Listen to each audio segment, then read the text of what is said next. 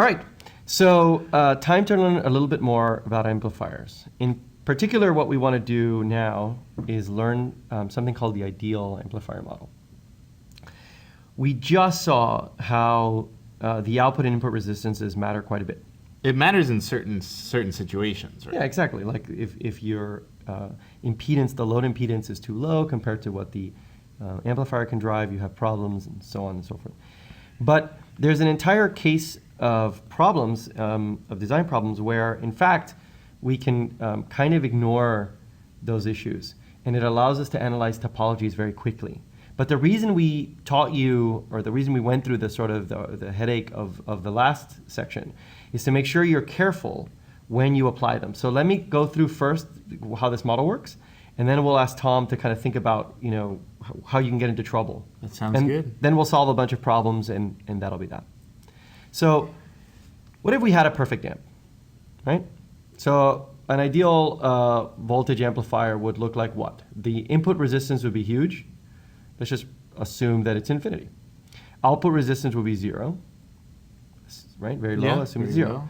And our internal open loop gain would be monstrously high. So this would work for a wide variety of applications, pretty much every application. But the reason why this doesn't exist is there are trade-offs that you make when you're actually designing an op-amp.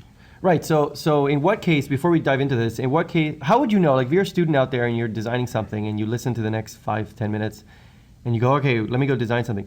When do you know, how do you know whether these apply? Like Well, nothing's infinity or 0, right? Exactly, but you have to think about what happens if they aren't 0 infinities. So for example, when we were trying to drive the speaker, we were driving a very low impedance load, and the problem is it was actually smaller than our output resistance of our amplifier. So our load has to be our resistance has to be much higher than the output resistance. Okay, so what you're saying is, for these to hold, our input resistance of the amplifier should be much, much larger, you know, maybe hundreds of times larger than whatever the drive resistance of the thing driving the amplifier.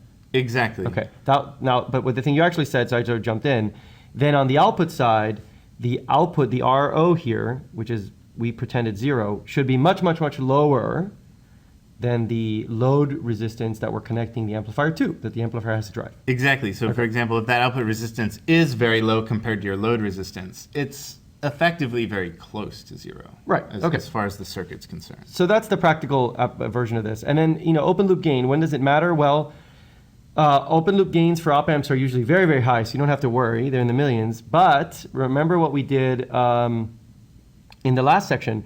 We found an amplifier that had a fixed internally, right? Internally, somebody had fixed the gain to 50, and so in that case, this wouldn't hold either. That's right. Part of the reason we showed you that. So now let's pretend that we can assume these things are true. In other words, we've done our comparisons, we've looked, the amplifier doesn't have any fixed set gain, and everything's fine. We're driving a fairly large output impedance, right, and so on, or load impedance, sorry, and so on. Okay, what does this give us? Well, this gives us a very, very nice model that allows us to analyze amplifiers quickly. Right? So let me show you what that model is.